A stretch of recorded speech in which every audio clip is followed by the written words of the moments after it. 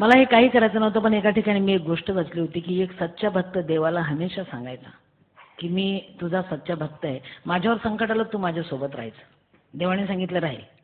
असं कसं राहील? अरे तू देव आणि मी भक्त, मला कसं कळणार तू माझ्यासोबत आहे? अरे म्हटलं तुझ्यावर संकट आलं की खूप पाऊस येईल, चिखल झालेला असेल, तू मागं वळून पाहायचं, 4 पावलं उमटताना दिसतील, 2 तुझे 2 माझे. यस. भक्त म्हटला यस. आलं ना त्याच्यावर संकट, पाऊस पडायला लागला, चिखल झाला, त्यांनी मागवळून पाहिलं, 4 पाय उमटत होते. त्याला वाटलं क्या बात आहे, भगवान हमारे साथ है. जास्त संकट आलं आणि त्यांनी मागवळून पाहिलं, हा आहे की नाही, थोडं डाऊट आलं त्याला. आणि नंतर लक्षात आलं की 2च पावलं उमटतात, 2 नाहीच आहे.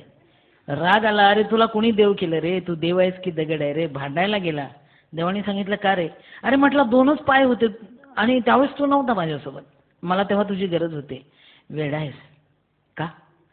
ज्यावेळेस 2च पाय उमटत होते ना, त्यावेळेस तू इतका थकला होता की तुला मी माझ्या खांद्यावर घेतलं होतं रे, त्यामुळे उमटणारे पाय माझे होते, तुझे नव्हते.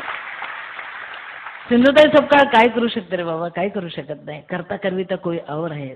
जगात देव आहे, विश्वास ठेवा. मी मानते, तुम्ही माना, अनुभव हीच खात्री. पुढचं बोल.